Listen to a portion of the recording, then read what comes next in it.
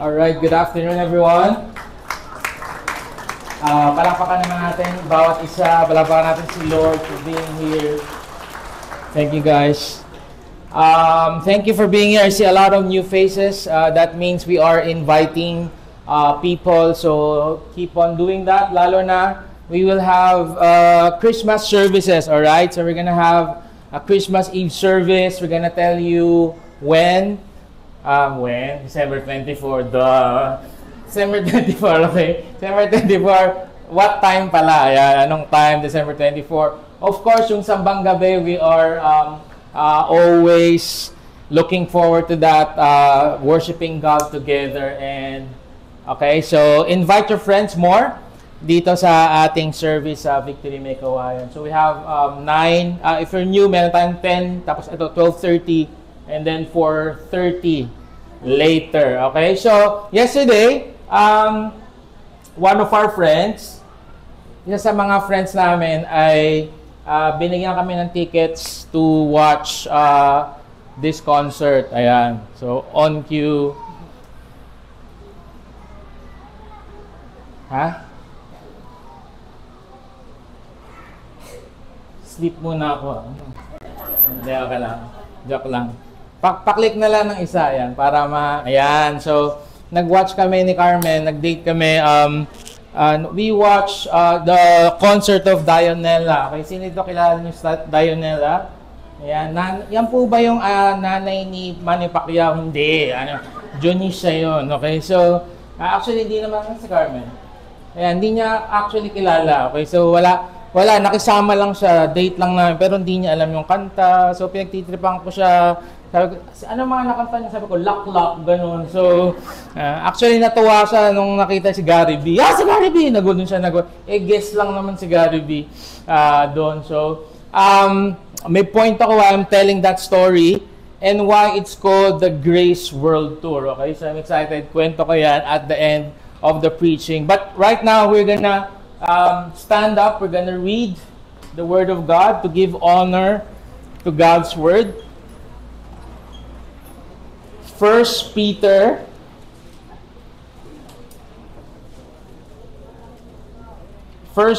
chapter 1, from verse 23 then all the way to chapter 2 verse 3. So 1:23 all the way to 2 verse 3. If you're there, say amen.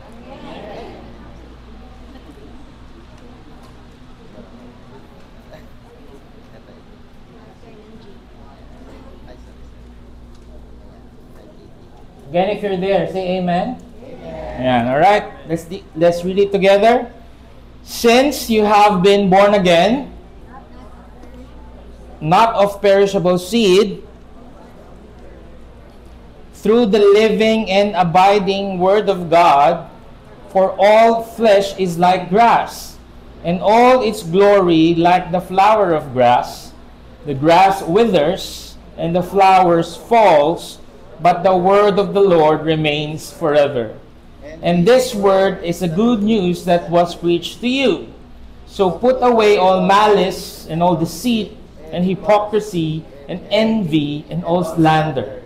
Like newborn infants, long for the pure spiritual milk, that by it you may grow up into salvation, if indeed you have tasted that the Lord is good. God bless the reading of His Word. Lord, we thank you that, and we pray, Lord, that the Word will be preached. I pray for the Holy Spirit, Lord, to dissect our hearts today. Illuminate, explain to us the Word of the Lord, so it will grow us, build us up, Lord. Feed us this morning, in Jesus' name. Amen.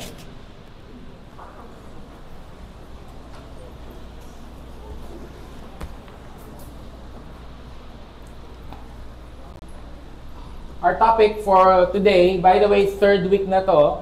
We're gonna end this next week. And sabi ko sa SM Marilao kanina, if hindi pa rin nabago yung inyong Bible reading habit by the end of next week, I failed as a pastor. No? Okay? Kung walang nangyari, ganda, ganda, tapos walang naiba on how we consume, devour, eat our Bible, I failed. I failed you guys, and I'm sorry. Okay? Lalo na pag nalaman natin itong third week. The necessity. Sabihin mo nga, necessity. Okay? It simply means that we need the Bible to survive. It's not just an optional thing. It's not just, okay naman kung nabasa mo yung No Limit Tangere, pero okay din kung hindi. It's not in the same level. Okay naman kung nabasa mo yung Percy Jackson, Harry Potter, Pride and Prejudice, pero okay lang din. It's not on the same level. You will not survive, okay? Parang oksihina, parang ganun. Oxygen, okay? Just like water, tanggalin mo yung water at sun sa plant, mamamatayan. In the same way, tanggalin mo yung oxygen sa atin, mamamatay tayo lahat. So that is the Bible to us. And it's not just a metaphor, I believe it's real. And that's the point that we're gonna drive today. Week 1, we've talked about the authority of the Scripture. Meaning, if you believe that this comes from God, and it's sufficient for us, sapat, kumpleto, ba't di mo kinakain? Ba't hindi mo ina-apply sa buhay mo? Kung naniniwala ka pala na galing to sa Diyos, may authority ito, at naniniwala ka, at sabi natin last week, kumpleto ito.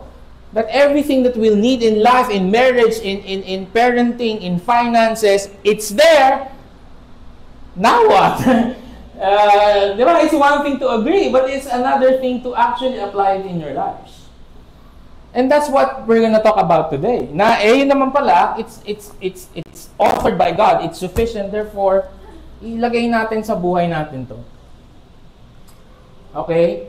Ano ibig sabihin ng necessity of Scripture? It means that you cannot know God without the Word.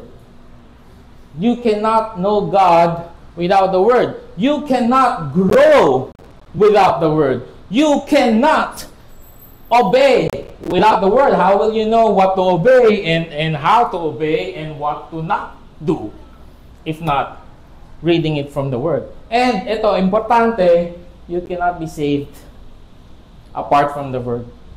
There is no other way for us to go to heaven someday without the Word of God. So simulan natin doon. Okay, number 1, sinulat ni Peter to sa exiles because he's encouraging them, just like in the letter of Hebrews, to stay vigilant even amidst of persecution. At ni-remind sila na, guys, you were born again. Sabi nyo nga, born again. So number 1, bakit kailangan ng word ni Lord? Kasi walang ibang paraan para tayo mababorn again kung hindi sa word of God. Sabi niya, since you have been born again, not of perishable seed, but of imperishable, through the living and abiding word of God. Na born again na tayo, hindi dahil sa good works, hindi sinabi dong, you were born again through the charity that you gave to the church, through the tithes and offering, hindi sinabi doon, through playing the drums, hindi sinabi doon, through the donation, kahit pa nagpagawa ka pa ng ospital, thank you so much. Kahit nag-donate ka pa ng eskwelahan para sa may kawayan, thank you so much. There's no other way for us to be saved only through that seed. Through the living and abiding Word of God. Yung born again na yan, una nating nakita yan sa John 3:3. Remember, Nicodemus? Si Nicodemus ay priest and sa standards ng mundo, standards ng law nila, perfect siya. Ibig sabihin, kung pagalingan lang, pupunta siya sa langit. But sabi ni Jesus, actually, hindi ka pupunta ng langit. Pupunta lang ka lang sa langit kung ma-born again ka. And remember, Nicodemus cannot understand that. He said, how can I go back to my mother's womb? No, I'm not talking about physical rebirth. I'm talking about a spiritual rebirth that only comes through the Word of God. That we are born again through this spiritual seed that God uses, that imperishable seed. I'm sure alam to nila Benj, nila Ralph. Sometimes when we go to the campus, di ba, ang daming estudyante. Sometimes, yesterday, meron diyang si Kate, ano pangalan? Kate Beckinsale. Kate Torres nag-worship dyan sa baba, and there were so many people, and many people worship, right? And minsan tinitingnan natin, ay sayang di siya nagtaas ng kamay, ay sayang di siya umiyak, ay sayang hindi siya gumanon, hindi yan na-save. No. The Word of God is powerful. Just show it. Okay, just preach it. Sa mga gagawin natin this Christmas, no, sa mga Christmas reunions, just preach the Word of God. Just say, may power yan. It will not return empty. Nataniman na yan ng seed. And in God's perfect time, that will grow. God will grow that. And that person will be born again. Again, sa mga guests po namin, we're not saying a change of religion. No. It's a spiritual birth that dati you're dead to transgressions and sin. You're a slave. Okay? Pag may pinagawa sa iyo si Satanas, ginagawa mo, mangopya ka. Yes, sir. Okay? Iwanan mo yung asawa mo. Yes, sir. Okay? Mandaya ka. Yes, sir. Kupitan mo yung jeepney driver. Kawawa naman yung jeepney driver. Pero nagbago tayo. Okay? Binago tayo. And there is salvation in no one else, for there is no other name under heaven given among men by which we must be saved. There's no, it cannot be more clear than this. Tagalogin natin. Walang maliligtas sa, Tagalogin doon, nahirapan naman. Walang maliligtas dahil walang pangalan sa langit at sa lupa na binigay sa mga tao, at itong pangalan lamang na ito ang makapagliligtas. And that's the name of Jesus Christ. And how will you know who Jesus Christ is apart from the Bible? Hindi po magic code lang yung Jesus Christ. Sabihin mo lang, Jesus, I surrender to you. Jesus, pero hindi mo na makilala si Jesus. Hindi mo na alam paano bibigay buhay sa Kanya. Hindi mo alam that He's part of the triune God. Hindi mo alam that He died for your sin. You have to know all of that, and only through the Bible you know that. So, kung walang Bible, we will be hulaizing. Manghula tayo, okay? Yung mga tao sa bundok, nakikita nila na siguro may creator, tapos worship nila yung creator, pero hindi naman nila alam kung sino yun. Bakit? Walang nag-preach ng gospel. That's why we have to go there. We have to actually bring our Bible and go there so that they will be saved. Conscience will tell us something's wrong, parang I did something wrong, but that's not enough. Only through the Scripture will tell us how can we be forgiven. Only through the Scripture, yung Scripture lamang magsasabi sa atin na actually makasalanan ka, kala mo pogi ka, kala mo dahil nanalo ka ng Miss Universe. By the way, bakit ba laging taga-Earth ang nananalo sa Miss Universe? Hindi ko alam eh. Bakit walang nananalo? Taga-Mars, taga-Saturn, laging taga-Earth. Okay? Kahit manalo ka pa ng Miss Universe, hindi ka pa rin maganda talaga. You're rotten to the core. And you have to see that. By grace, you have been saved through faith. And where can you know that apart from the Bible? I'm sure narinig niyo na to before. Pastor, pare-parehas naman yun. Basta mahalaga ay sincere. And I understand where that's coming from. When we see religious people, and I don't wanna judge them, pero sometimes basta makita natin na deboto ang isang tao sa kanyang ginagawa at siya ay sincere, maliligtas na siya. Di ba? Parang makita natin random people na parang like everywhere. Like go to India, there are people more religious than us. There are people who praise more than us, but it's not about that. And you will say, basta po sincere. Bibigyan ko kayo ng example, no? Merong eroplano na pabaksak. Tapos si Kuya, okay, jumped out of the plane and he took the parachute sincerely. Ibig sabihin, he really honestly, super duper really believed that what he got was the parachute bag. Tapos talon siya. Only to find out na nung nasa area na siya at bubuksan niya na yung kanyang bag, Hello Kitty bag pala yung nakuha niya. How many of you are saying he will still die? Taas kamay? Yung iba parang, it depends, Pastor. Ano it depends? Lunchbox yung nakuha, okay? Ulit, no? Sincero siya. Sincere. Ano ba Tagalog ng sincerity? Sincero. Basta sincere siya. Taus-puso naman siya eh. Nakinuha niya yung kala niya parachute. Kaso lang mali yung nakuha niya. He's gonna die. He got the wrong bag.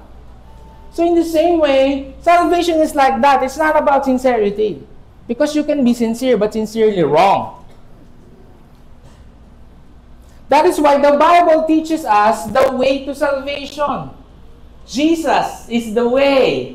Okay? Jesus is the way. One way, di ba? Tugtug-tak, one way. Alam niyo na yan.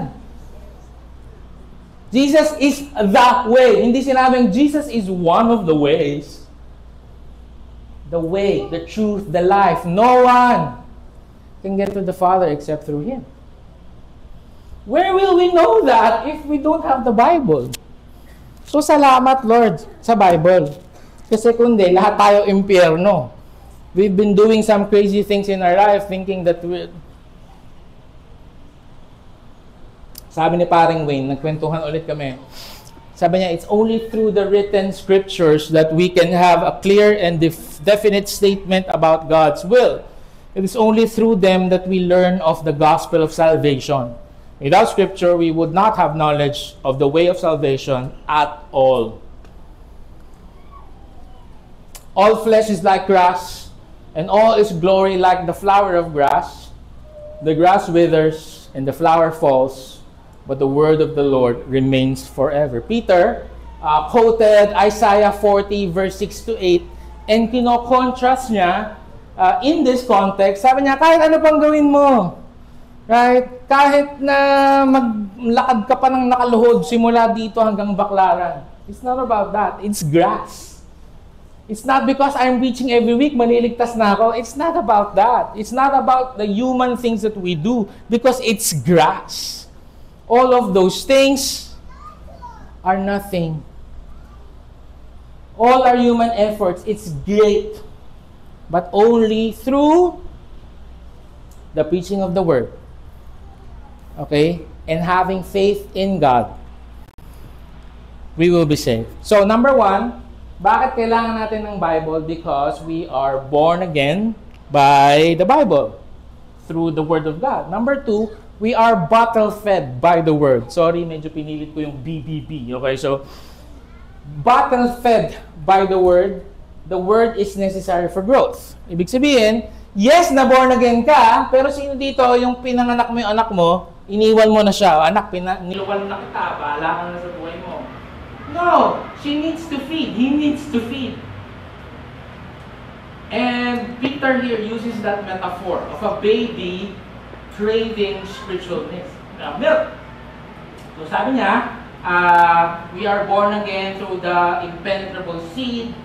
Okay, and all is grass of the word of the Lord will remain forever. So, merong conjunction, may connecting statement siya. Logical, tawag pa ay logical link. Okay?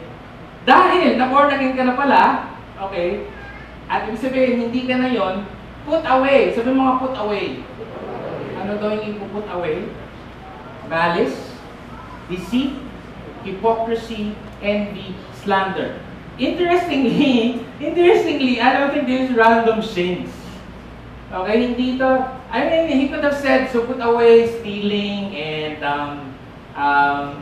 idolatry. No tingnan nyo, malice, deceit, hypocrisy, and slander. Guys, tingnan nyo, lahat itong limang to ay naninira ng relasyon. Diba? Malice, deceit, hypocrisy, and slander. Ang tawag ko dito ay, these things kills the appetite for the world. Sino dito parents ng may toddlers, mga hanang 7 years old, taas kami? Taas kamay. Ayan, makaka-relate kayo, no? Hindi ko alam bakit pagka 11:30, 11:45, alam naman nila na naghahanda na ng lunch, okay? Noon pa sila hihingi ng snack. Hindi ko alam, parang bisyo yata nila, okay? 11:30, Daddy, can I have candy? Anong gagawin natin? Anong sabihin natin? Nakahain na yung yung mga pagkain natin sa bahay. Nilagang dragon, mga ganun. Fried dinosaur. So, nandyan na yung true food Nandyan na yung true food. Pag kumain ka pa ng junk, it will kill your appetite. Di ba yung lagi sinasabi natin? Na mamaya na lang. Mawawalan ka ng... So, ganun din, men. Yun yung sinasabi ni Peter. Kaya sabi niya, alam mo na palang na-born again ka dito, tanggalin ko to sa buhay mo. Kasi this will kill your appetite for the word. And if this is what you're eating early in the morning, it will kill your appetite for the word. Okay, ano yun? Ano yung pinapatanggal niya? Malis. Ano ba yung malis? Yung may ill will ka sa someone, yung parang halos ka nakabaligtaran ng love. Yung love, parang mahal mo siya kahit anong gawin niya. Ito, kahit anong gawin niya, pangit siya.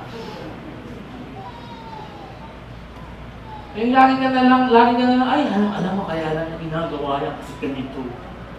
Di pala yun. Slander pa pala yun. No? Malis, nasa isip mo pa lang. Okay, ano pa? Deceit. Dishonesty, manipulation, pretending. Okay, hypocrisy naman is pretending to be righteous while living in sin.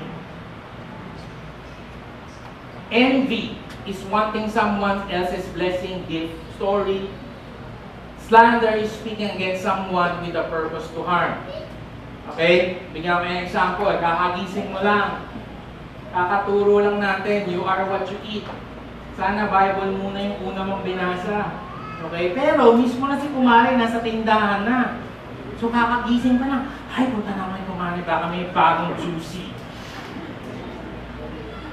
Nagslanderan na kayo doon, at nagmalisan na kayo doon, at ay, naku, ewan ko nga ba niya talagang si kumari. Naku, alam ko, kaya yumaman niya, naku, alam ko, marami ko, busog ka na! Ngayon, magbabasa ka pa ba ng Bible? Hindi na, men. Bakit busog ka na sa chismis? Busog ka na matahin yung mga tao. Eto, no? Parang pagising mo, babasa ka sana ng Bible, papasalamatan mo sana si Lord. Sana ang una mong nabasa, look at the birds in the air. They neither sow nor reap. Thank you, Lord. Kaso lang, pinuksan mo yung Facebook. Kahapon, nag-celebrate kayo ng anak mo, 7 years old birthday. Napakasaya mo kasi natawid mo, nag-backdo kayo, birthday party.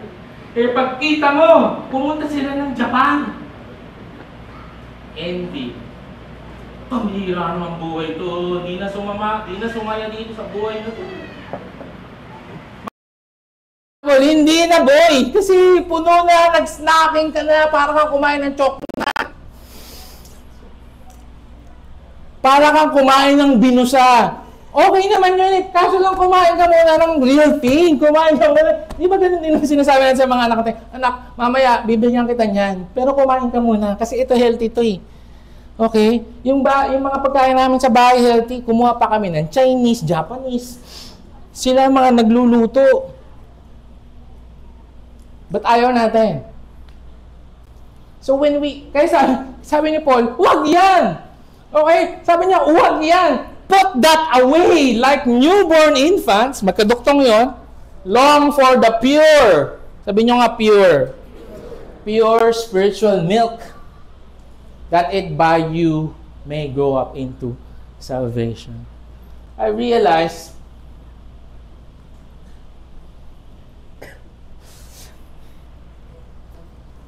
kaya nga sabi niya, sow eh. Ito yung sinasabi niya.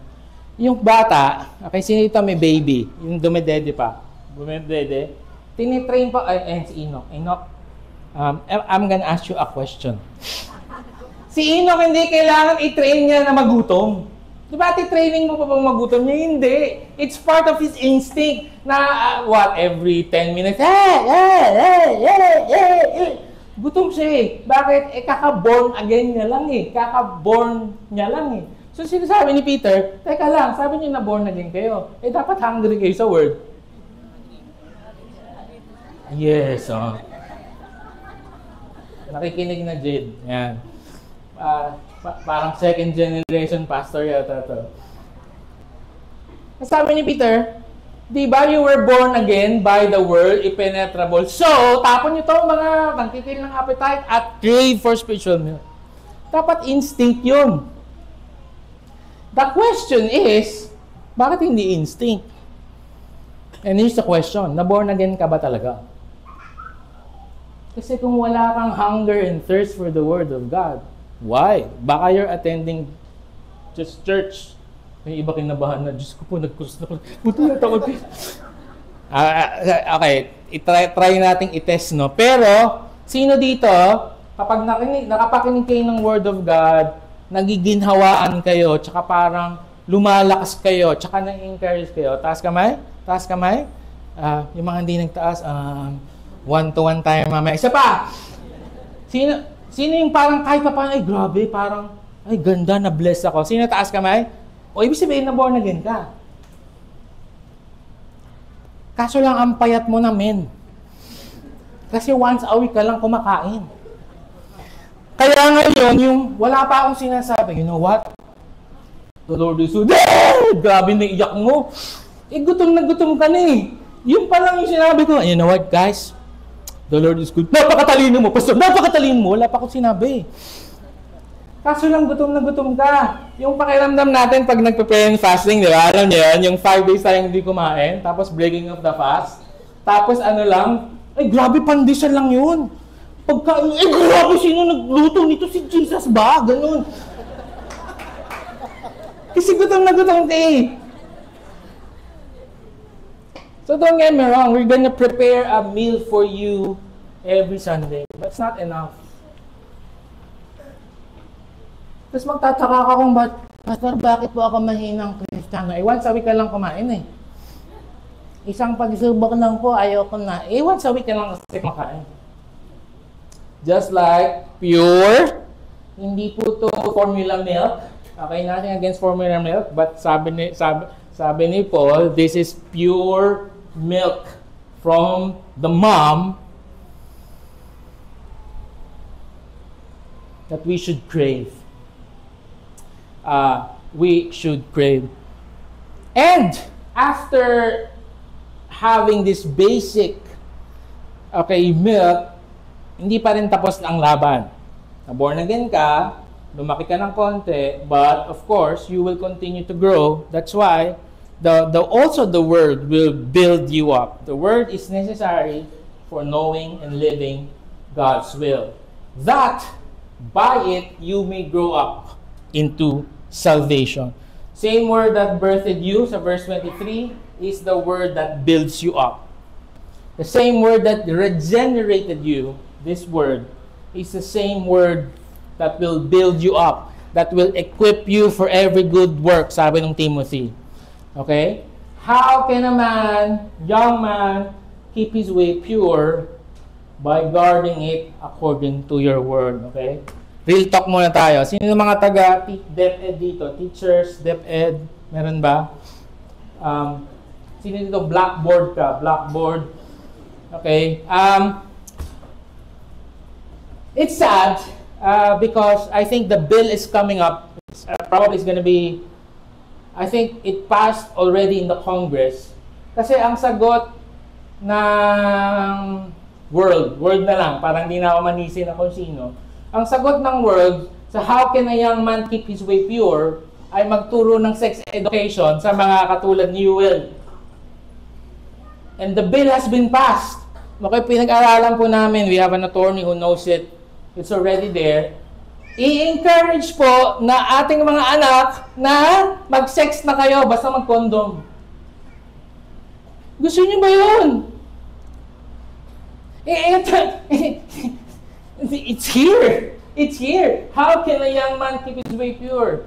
Guarding it according to your word. Teach your child the autonomy, the way when he sits down, when he wakes up, when he sleeps. Teach the word. It's frustrating and it's scary that this is the generation na harapin naming mga campus missionary. Eh, sabi po nung DepEd, yan daw po. We will not know what to do, how to do it, if we will not read the Bible. We will not grow if not for the Bible. Kung walang Bible, paano natin malalaman how to forgive, how to treat people, how to love our enemies, how to fight sin, how to build marriage, how to raise our children, how to pursue holiness? All of that is in the Bible. And that's the point last week. So, ang point last week, sufficient to. Ngayon naman, kailangan mo to. Oh, sufficient pala. Di kailangan mo to. Let's devour it. Let's study it. Let's live it out together. How to walk in purity. For the time will come when people will not put up with sound doctrine. Instead, to suit their own desires, they will gather around them a great number of teachers to say what their itching ears want to hear. And they will turn their ears away from the truth and turn aside to myths. Sinulat ba to kahapon lang? Kasi it sounds like so 2025. Like, the truth of the Bible, and that's the point ng first week, di ba? Authority. May standard yung Bible. May standard siya. It teaches us that that God created male and female. But we don't want that. Let's add more letters. We don't want that. Ang mangyayari, pagka hindi natin alam yung Bible, okay, it will be feelings-based, instinct-driven, culturally influenced, self-defined. To summarize, nililabel natin yung sin, nire-rebrand natin. Eh, hindi naman, sa kultura naman namin, pwede naman yan. Pwede naman ng sex before marriage. It's gonna be so subjective. Sa kultura namin, talagang dinidishonor namin yung mga magulang. Kasi pagka salbahe sila, o kaya hindi naman kultura, yun yung naituro sa'yo, instinct. Feeling ko tama to. Imagine a society like that. Actually, you don't have to imagine. I have an example later. Na ninakaw mo yung cellphone mo, tapos ngayon galit ka pa. Bakit? Feeling ko tama yon. Kasi kailangan ng anak ko ng gatas. Bebenta ko yung cellphone mo. Bakit mo pinagkakait? Ha? Ganun. Yung picture, kapag walang Word of God. Yung iba sa atin, sobrang galing. Yung isang kasalanan, tsaka isang kasalanan, pinagsama, naka-imbento ng bagong kasalanan.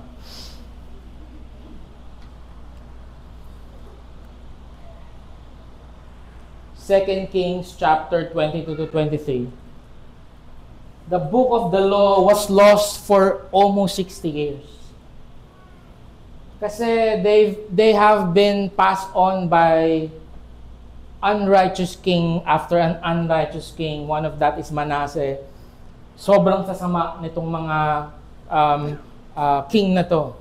Right? So, imagine niyo, ito na lang yung nag-iisang Bible sa buong world. Bawa, ganun. Nag-iisang Bible, tapos nawala. Tapos kaya natin mag-survive as a society. Na walang guide. Na walang that no one tells us what to do, what not to do. This is what happened to them, right? There's rampant idolatry, there's temple neglect, there's moral collapse, there's spiritual confusion, they do not know who to worship anymore. Okay, again, if no one will tell you that there's just one God, okay, lahat na lang i-worship mo, lola ko yan eh. Lola ko yan, dinadalaw ako. 10 taon na yung mariposa dun sa kwarto mo, palayain mo na. Hindi mo lola yon. Sa India, you-worship yung elepante. Sa ibang country, you-worship pati alikabok. Right? There's confusion, right? Corrupt leadership, widespread bloodshed, child sacrifice. Ay, grabe, nakakatakot to. Nasan si Boaz? Ayun, sinasacrifice ng kapitbahay. Bakit?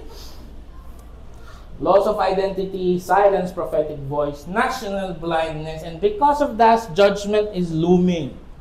Judgment is right around the corner. Bakit? There's no law. The Bible. He's gone. We are just left to ourselves to do whatever the heck we want.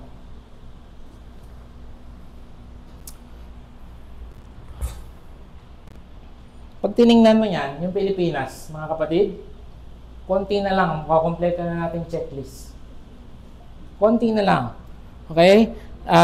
Meron na tayong corrupt leadership, meron tayong spiritual confusion, our moral collapse, there's idolatry, there's national blindness.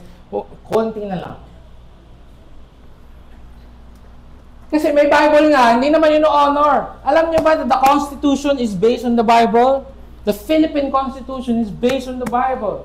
But we keep on ignoring it and keep on adding laws and laws and laws to suit our itching ears. That's what we want to hear. Buti na lang, nandyan si King Josiah. King Josiah is one of the youngest king of Israel. So sa 2 Kings chapter 22 verse 5, which is 26 at the time, nung naupo siya, ang unang-una niyang pinagawa, ayusin niyo yung templo. Ayusin natin yung templo, i-rebuild natin yung templo kasi naalala ko, importante yan sa mga hindi niya naalala yung Bible kasi wala nga Book of the Law. Naalala ko na parang importante yan, ayusin natin. Nung inayos nila yung templo, nakita nila yung Book of the Law is hidden. It's gone. No one is reading, no one is obeying, no one is looking for it for 60 years, for 57 years. And then when he got that, sabi, grabe, sabi ng Bible, he tore his robe. Repentance, called for a national fast. Ay, Lord, I hope that we will do that as a nation.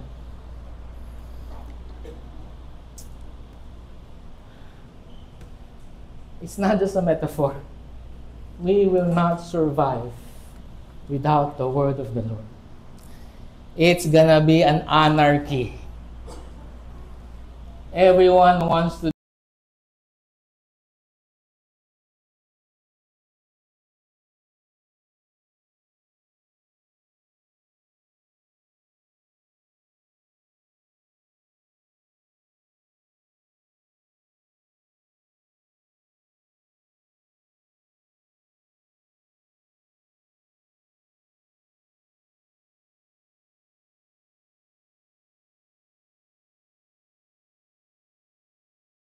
I always ask you this question. I'm gonna land this.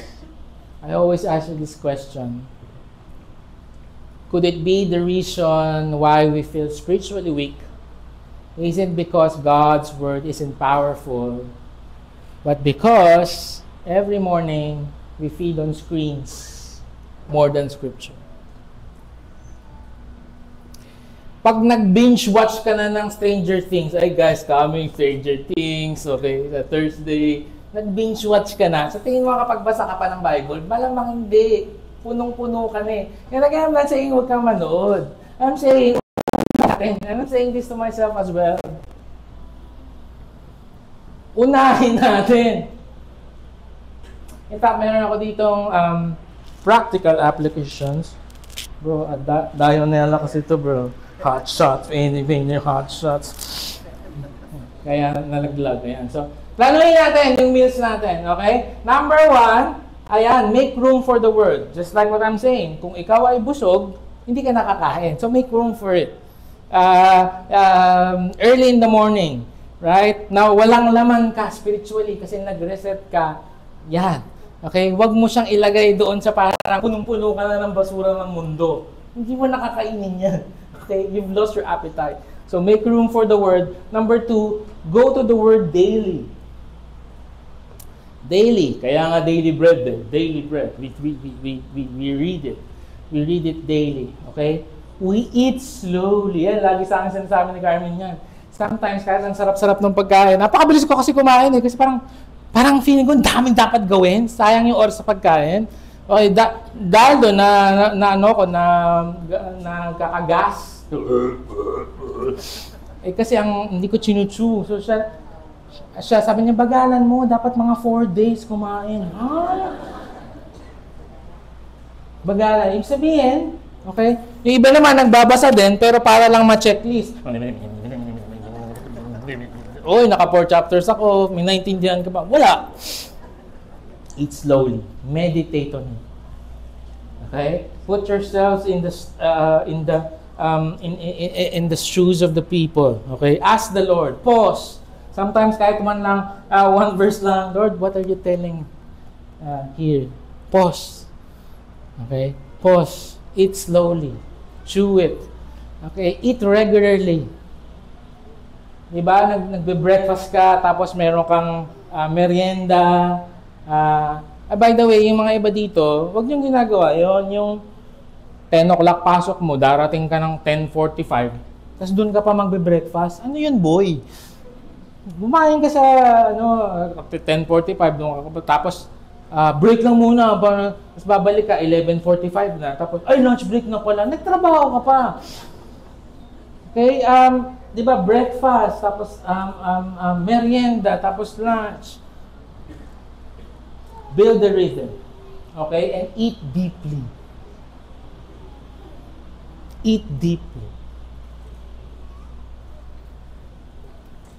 Minsan, and thank you for that when you come to me, and grabe pastor, hindi ko nakita yung doon sa verse na yan. Kasi 1 week tong inuulit-ulit basahin. Ibig sabihin, kaya mo din yun. Okay, I'm not some magical person here that, kaya mo din yun. Remember last week, it makes wise the simple. It will make us as wise. Just spend time devouring, eating, and meditating the Word of God. So, tuloy ko na yung kwento ko. Okay. Ito muna pala.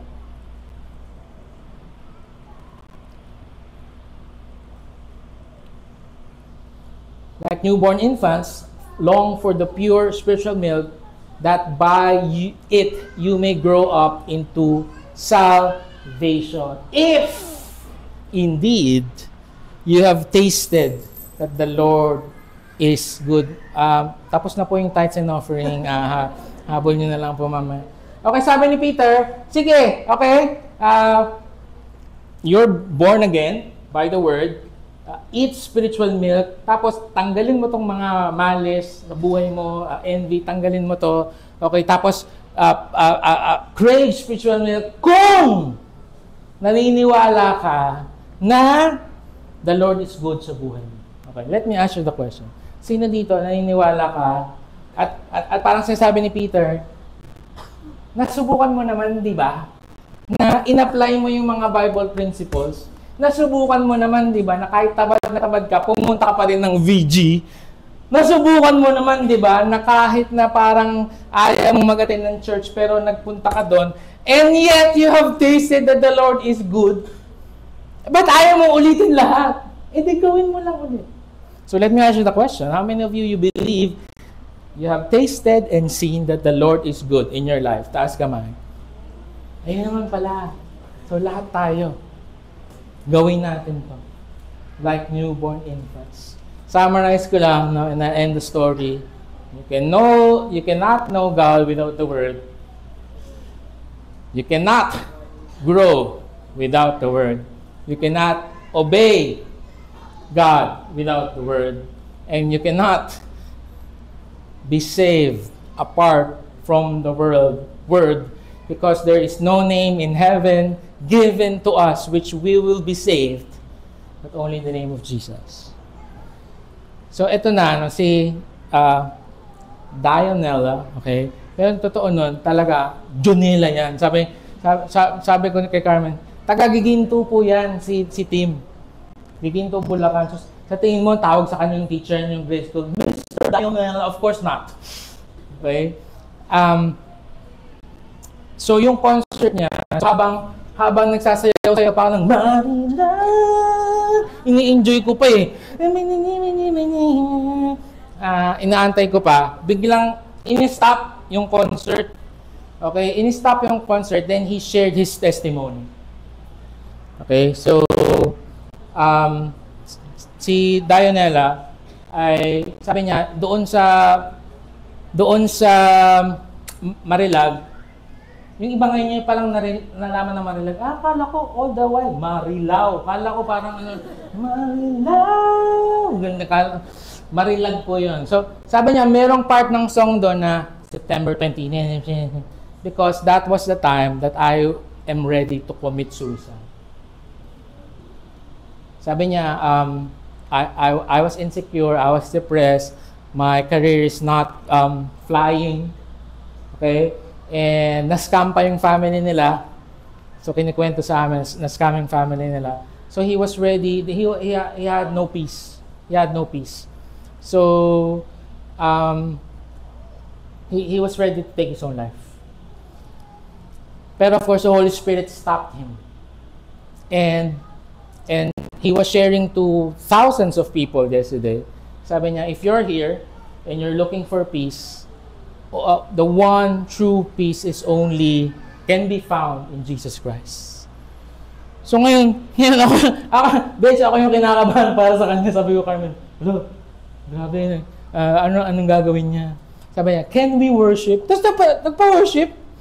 Tsaka hindi ito yung singit-singit lang na parang 2 lines, 3 lines lang, no? Yun na nga, lumabas na nga si Gary V. Tapos dun lang na-appreciate ni Carmen. Si Gary!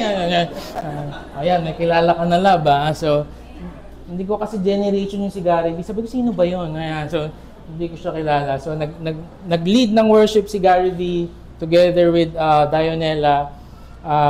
And then there's also worship leader. Tapos may pastor na lumabas. Tapos hardcore preaching, ha? As in, naglabas ng Bible. Tapos nag-preach talaga. And my point is, that's what I'm saying. There's no way for us to be saved apart from the Word of God. So the Word of God was read, the Word of God was preached. Kasi ako nga yung kinakabahan, sabi ko, baka i-ekis na siya ng lahat ng mga tao na to kasi nagbayad yung mga tao para magsayawan dito. Tapos biglang mag-worship tayo. Siya pala yun eh. Ano ba yan? Hindi pa babalik dun sa mga worldly songs. Sabi kong ganun. And then the pastor preached, and then, grabe, and then we worship 3 songs. Nung una may mga katabi kami dito, sabi, ano nangyayari? Dito, tapos the worship preached, and then the pastor asked, who wants to accept the name of Jesus Christ? Everyone raise your hands.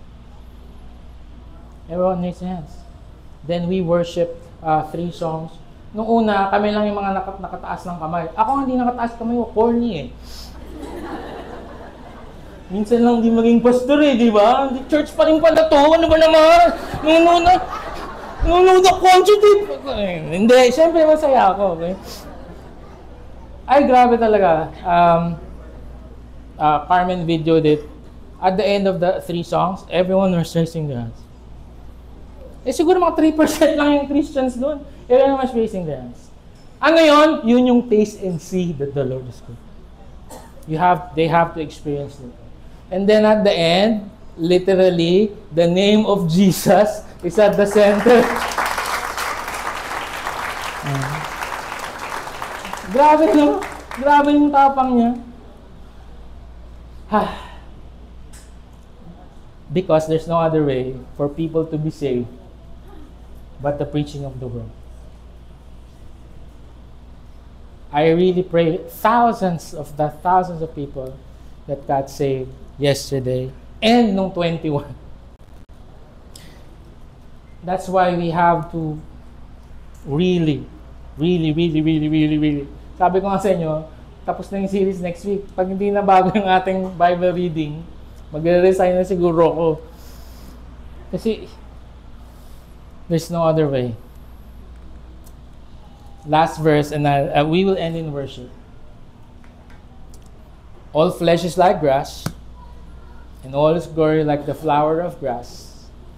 The grass withers, the flowers falls, the word of the Lord remains forever. You know what? Balang araw mawawala itong Supima. May tatayo ng probably a bigger, better, shinier mall here. And I'm not there anymore. You're not there anymore. Right? Wala na rin pong Victory at that time. Wala na rin po si Dionella.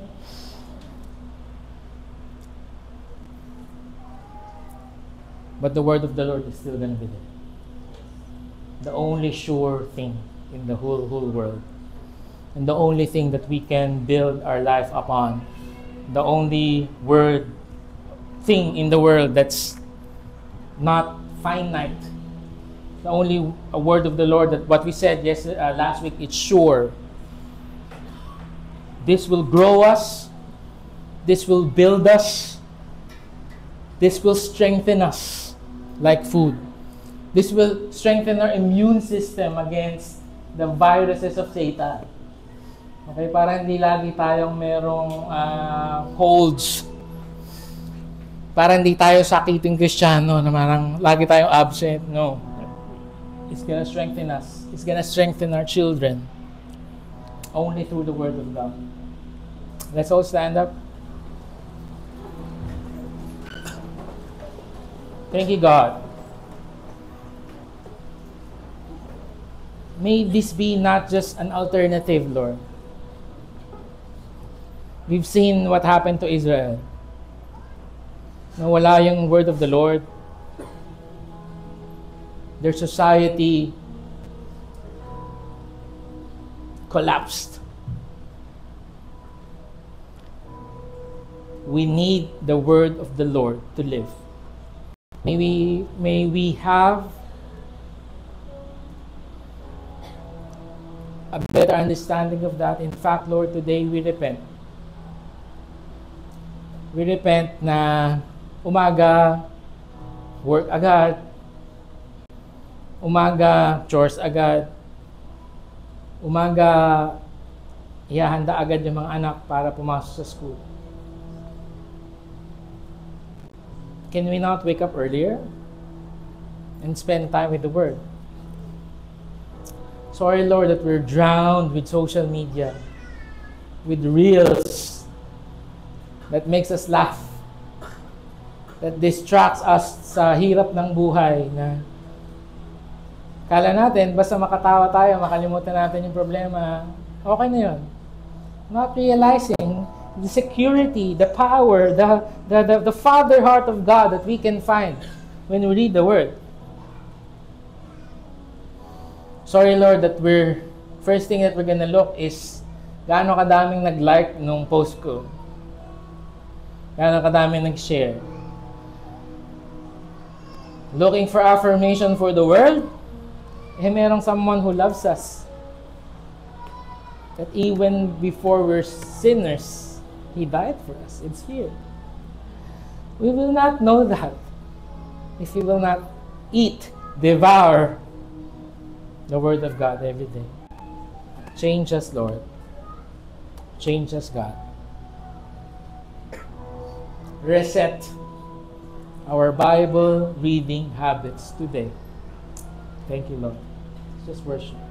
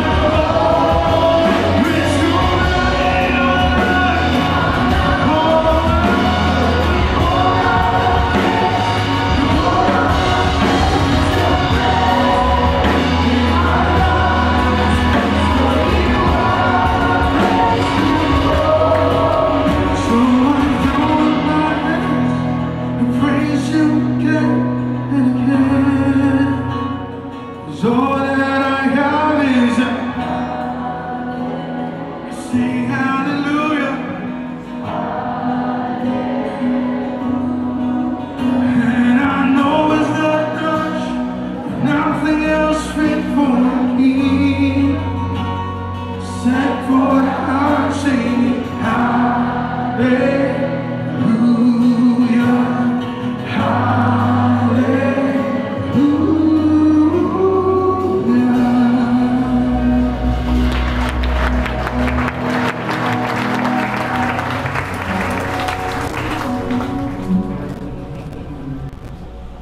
that Lord, thank you for being that mother to your children who gives that pure spiritual milk. Yes, ma'am. And Lord, we pray that we will seek that every single day of our lives, that without that necessary, essential milk, that spiritual food, Panginoon, we will not survive. So Lord, help us understand that we will need to take part of that daily bread that sustains us. That is the final authority in everything. And that is the most essential, important part of our Christian life. So Lord, we thank you for that reminder. Thank you for that assurance, Lord, that those who have tasted and see that you are good will continue, Panginoon, to just pursue you, to just persevere and partake, Panginoon, of that spiritual food. We lift up this prayer to you, Father. In Jesus' name we pray. Amen. Amen.